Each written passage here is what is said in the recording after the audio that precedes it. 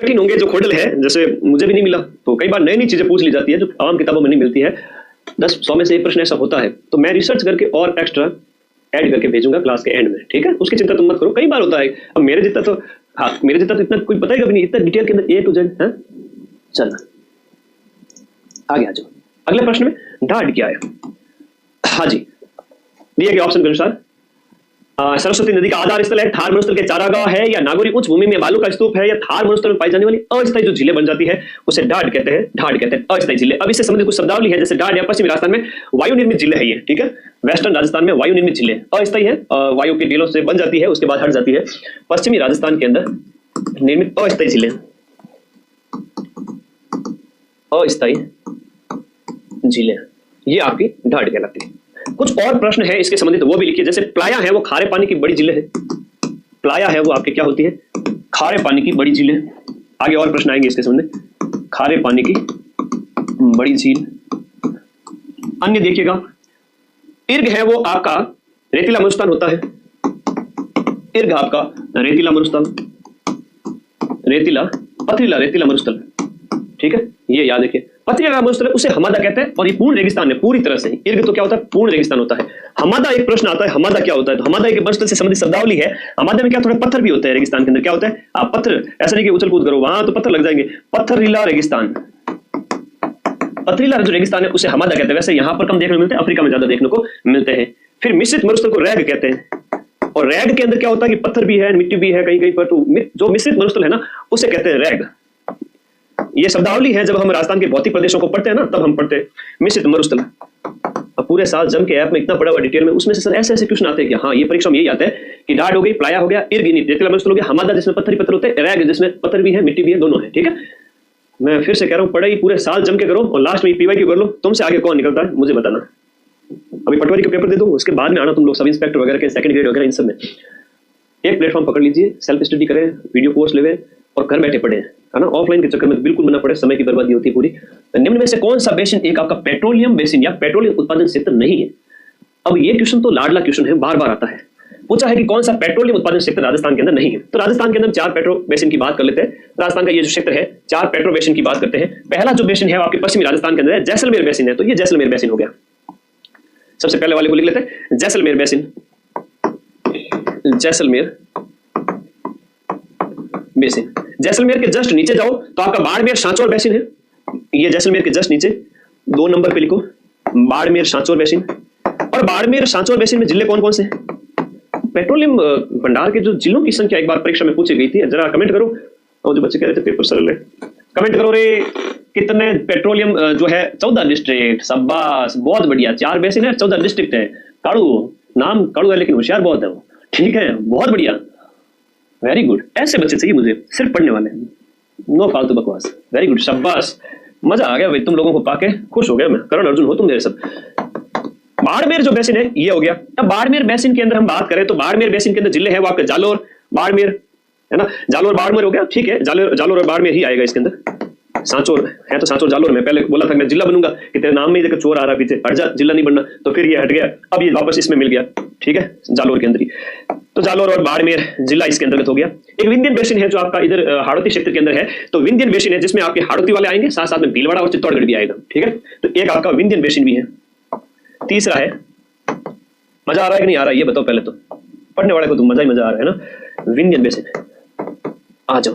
Vindhyan basin के अंदर हाड़ौती के 4 जिले लिख लीजिएगा, उसके अलावा भीलवाड़ा और चित्तौड़गढ़ को लिख लीजिएगा, ठीक है? किसको लिखोगे? भीलवाड़ा और चित्तौड़ भी करना और हाड़ौती के 4 जिले भी करना। इसमें हम करेंगे विशेष रूप से हाड़ौती के 4 जिले, कोटा, बूंदी, झालावाड़, मारा। कोटा है, बूंदी है, मारा है, झालावाड़ है, और इसके साथ साथ आप आएगा चित्तौड़ और भीलवाड़ा। चित्तौड़ और भीलवाड़ा, यहां भी तेल संभाव्य क्षेत्र है। ये 3 बेसिन हो गए, पहला, दूसरा और तीसरा। चौथा जो है वो बीकानेर नागौर बेसिन है ना? बीकानेर नागौर, मजा तो आ रही है सर, बहुत बढ़िया था, मजा आ रही है, मानता हूं ज्यादा आगे, ठीक है। हमारा भाई बहन है, जगत है यार, इतना प्यार किसी को देते हैं कोई बच्चे, बच्चों का ये जो है ना, अब दिल गुंडा जिगर सबको निकाल के दे दूंगा, बस पढ़ेगा कौन? चुप पढ़ लेते हैं, मैं इमोशनल जल्दी हो जाता हूँ, बड़ा आदमी हूं ना इसलिए। एक यहाँ पर लिखिएगा, एक है बीकानेर नागौर बेसिन, कुल मिला के अपना रिश्ता बहुत अच्छा है बेटा, और शानदार तरीके से हम पढ़ रहे हैं। बीकानेर नागौर बेसिन है, मुझे वो गंभीर रहने वाला गुरुजी बनना नहीं आता बेटा, है ना? बीकानेर नागौर बेसिन, 90% क्वेश्चन मिला सकता हूँ, बाकी बातों के लिए मेरे पास वक्त नहीं है। बीकानेर नागौर बेसिन के अंदर गुरुजी जिले भी बता दो, साथ लिख लो बीकानेर नागौर बेसिन के अंदर। तो बीकानेर है, नागौर है, और इसके साथ साथ गंगानगर है, हनुमानगढ़ है और चूरू है ना। इसको थोड़ा सा देखिएगा, ठीक है। इसमें लिख लो बीकानेर है, नागौर है, उसके बाद में चूरू है, हनुमानगढ़ है और गंगानगर है। थोड़ा टाइम लगे भाई, साफ हैंड राइटिंग में भी लिखना पड़ा, नहीं तो बस शिकायत करे बेटा कि पीडीएफ निकला बाद में गुरुजी हैंड राइटिंग चौकी को नहीं लिखे, तो भाई हैंड राइटिंग चौकी लिखो टाइम लगे भाई, ठीक है। और दोनों काम एक हाथ थोड़ी रहे। तो 4 बेसिन हो गए और 14 जिले हैं। जिले की बात करें, 4 बेसिन के जिले कितने हैं? 14 जिले हैं। सीधा सीधा प्रश्न एग्जाम में आता है, बेसिन कितने हैं? बेसिन की संख्या 4 है, ठीक है। बेसिन कितने? 4, ये अलग से पढ़ लेना। जिले कितने हैं? 14 है। बेसिन कौन कौन से? जैसलमेर बेसिन, बाड़मेर सांचौर बेसिन है, विंध्यन बेसिन है और बीकानेर नागौर बेसिन है। इस प्रकार दिए गए में कौन सा एक आपका पेट्रो उत्पादन क्षेत्र नहीं है? तो आपका जैसलमेर का जोधपुर बेसिन इसके अंतर्गत नहीं है। ए ऑप्शन इसके अंदर सही हो गया। मजा आया ना? सारी चीजें एक साथ बता दी, आया कि नहीं आया ये बताओ। पशुधन सहायक के अंदर अभी तक तो पूछे गए प्रश्न है वो पीटीआई लाइब्रेरी में पूछे गए थे, अधीनस्थ बोर्ड नहीं पूछे थे, अधीनस्थ बोर्ड नहीं पूछे थे अभी तक, तो अधीनस्थ बोर्ड नहीं पूछे थे। ये जो पशुधन सहायक है इसके अंतर्गत भी अधीनस्थ बोर्ड है। अधीनस्थ बोर्ड चलो पिछले 1 साल से क्या गेम खेल रहा है? पटवारी में क्या नया गेम खेल लेगा? मजाक थोड़ी है, हम बैठे आ जाइए।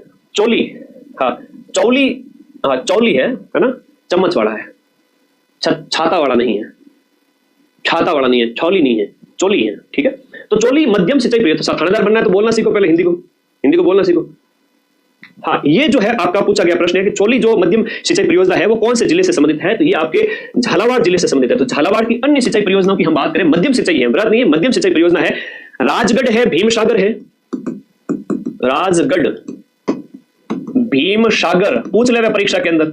गागरोन हो गया, गागरोन हो गया, और इसके साथ साथ गागरोन या गागरीन, पिपलाद है, पिपलाद, और उसके साथ लिखो परवन, काली सिंध, छापी, रेवा, परवन, काली सिंध, छापी, रेवा, ये सब झालावाड़ के अंदर है। परवन परियोजना कोटा, झालावाड़ और बारा की है। बारा, कोटा और झालावाड़, इनमें है आपकी परवन परियोजना, जो ये रही परवन परियोजना। अब आपसे परीक्षा में पूछे परवन परियोजना का संबंध किस जिले से, वहां ऑप्शन के अंदर झालावाड़ होगा, कोटा होगा, बारा होगा। हालांकि स्टार्ट और फिर लाभान्वित जिले वगैरह वो सब चीजें आ जाती है, तो थोड़ा सा ऑप्शन ये देख लो, जो आपकी चोली हो गया, छापी हो गया, ये सब इसके अंतर्गत आ गया, ठीक है। तो झालावाड़ ये सब परियोजना होगी। तो बढ़िया अच्छा प्रश्न था, चोली मध्यम सिंचाई परियोजना।